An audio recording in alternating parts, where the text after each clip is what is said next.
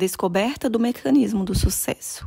Embora pareça estranho, até 10 anos antes deste livro, os cientistas nem sequer faziam ideia de como o cérebro e o sistema nervoso humanos funcionavam propositalmente para atingir um objetivo.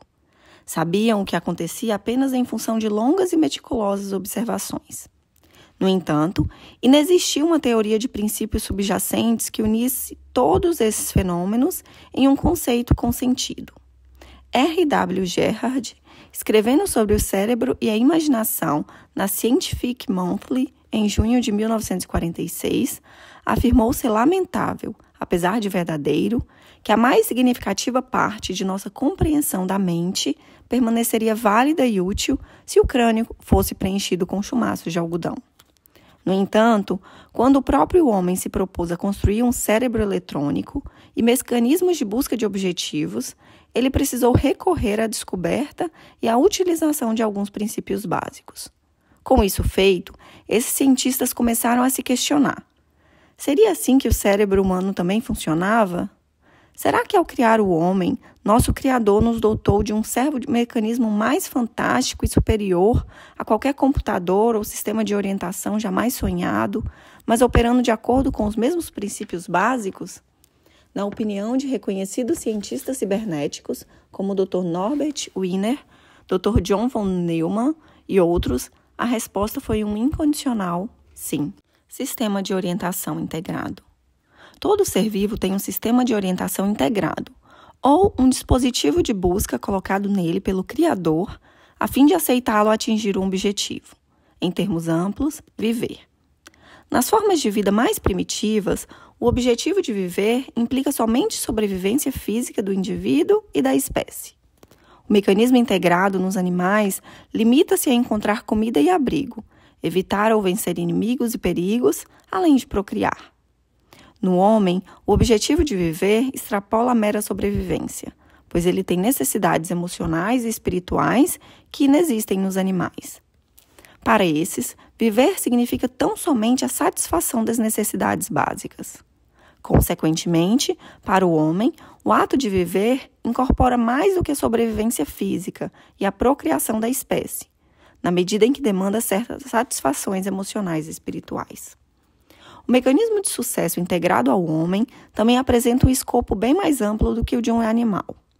Além de ajudar o ser humano a evitar ou vencer o perigo, assim como garantir o instinto sexual, que o ajuda a manter a raça viva, o mecanismo de sucesso pode auxiliá-lo a encontrar respostas para problemas, inventar, escrever poesias, administrar um negócio, vender produtos, extrapolar novos horizontes científicos, alcançar mais paz de espírito, desenvolver uma personalidade melhor ou conquistar o sucesso em qualquer outra atividade que se relacione ao seu viver ou que contribua para uma vida mais plena.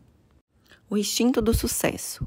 Um esquilo não precisa que o ensine a pegar nozes, nem precisa aprender que deve armazená-las para o inverno. Apesar de um esquilo nascido na primavera nunca ter experimentado o inverno, no outono ele armazena ativamente nozes que serão digeridas durante os meses de inverno, quando não haverá mais comida.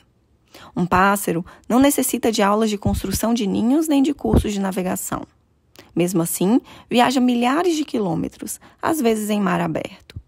Ele não tem jornais ou TVs para receber informações meteorológicas, nem livros escritos por exploradores ou pássaros pioneiros para lhe mapear as áreas quentes na Terra. No entanto, o pássaro conhece o tempo e a localização exata de locais com climas quentes, mesmo que estejam a milhares de quilômetros de distância. Ao tentarmos explicar tais coisas, costumamos dizer que os animais têm certos instintos que os orientam. Analise esses instintos e descobrirá que eles ajudam o animal a ser bem-sucedido ao lidar com o ambiente. Em síntese, os animais têm um instinto de sucesso. Muitas vezes ignoramos o fato de que o homem também tem um instinto de sucesso. Aliás, muito mais fantástico e complexo que o de qualquer animal. Nosso Criador não complicou a vida do homem. Pelo contrário, ele foi especialmente abençoado nesse aspecto. Animais são incapazes de selecionar objetivos, autopreservação e procriação, os quais estão, por assim dizer, predefinidos. O mecanismo de sucesso deles se limita a imagens de objetivos integrados, que chamamos de instintos. Homens, por outro lado, têm algo que os animais não têm: imaginação criativa.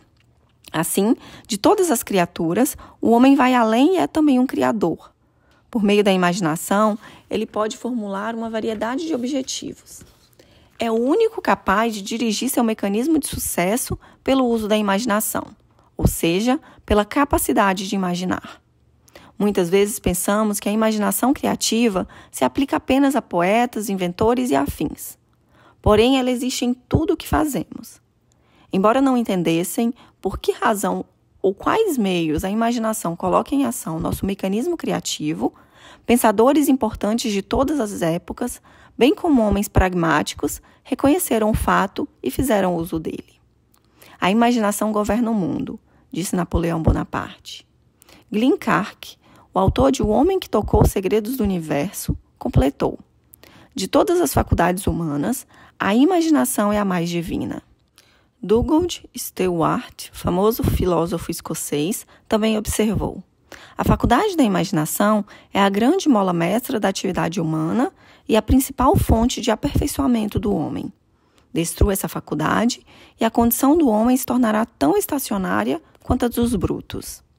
Henry J. Kaiser, industrial considerado o pai da construção naval americana, atribuiu muito de seu sucesso nos negócios ao uso construtivo e positivo da imaginação criativa. Você pode imaginar seu futuro.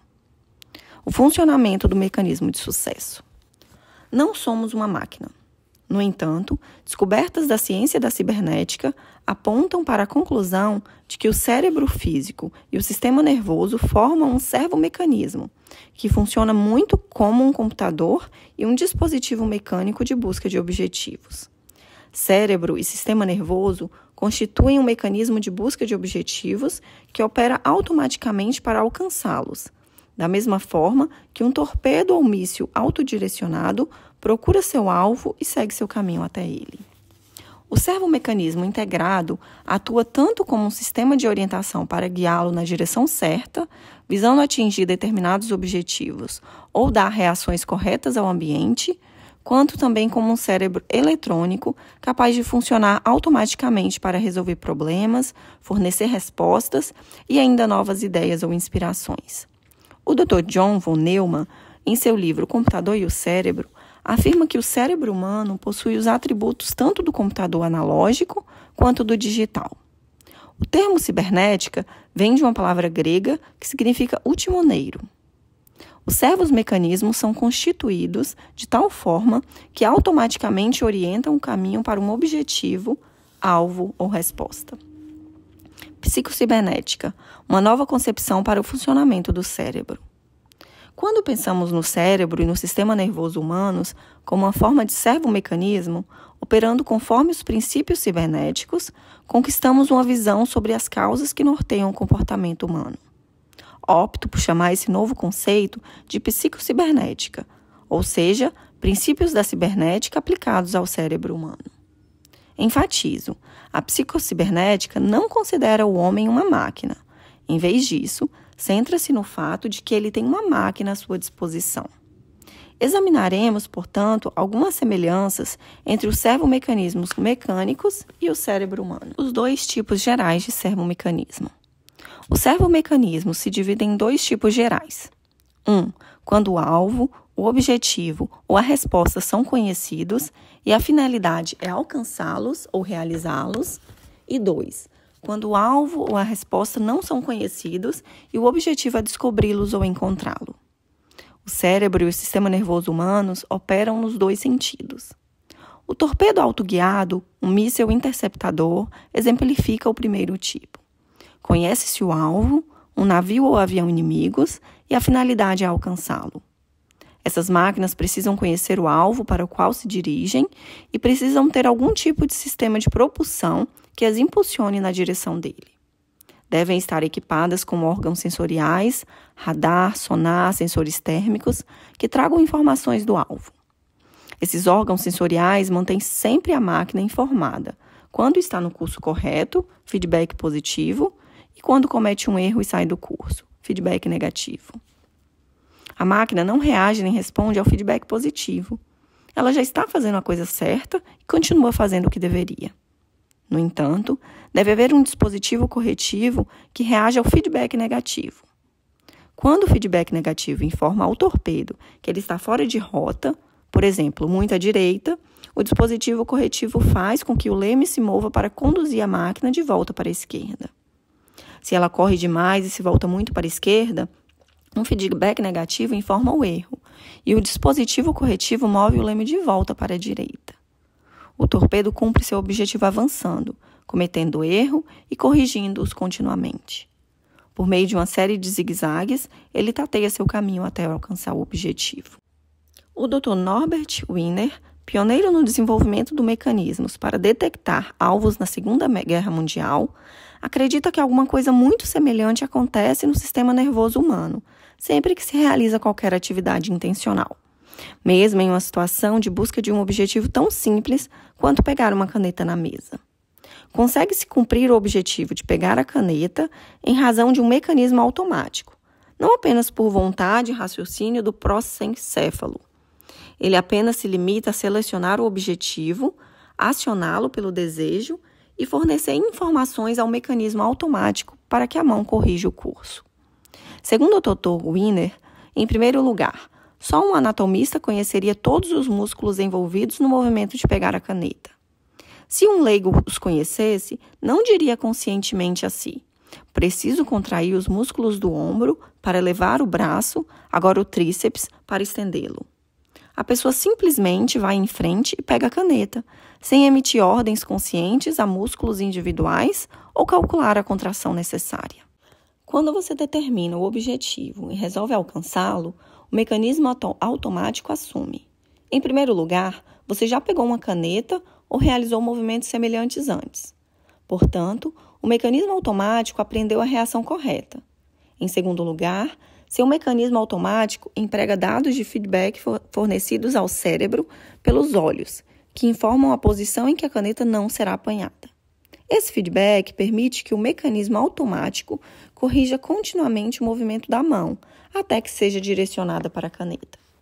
Um bebê, apenas aprendendo a usar os músculos, corrige o movimento da mão para alcançar um chocalho, pois ainda possui pouca informação armazenada que o norteie. Assim, a mão zigue-zagueia para frente e para trás e tateia quando a alcança.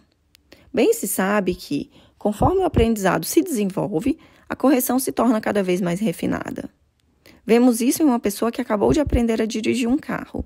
Ela se corrige demais e vai zigue-zagueando pela rua de um lado a outro. No entanto, quando se chega a uma reação correta ou bem-sucedida, ela é lembrada para o uso futuro. Em outras palavras, o mecanismo automático duplica essa reação bem-sucedida em testes futuros. Aprendeu a reagir com sucesso. Esquece fracassos e repete a ação bem-sucedida sem qualquer pensamento consciente. Isso é, como um hábito.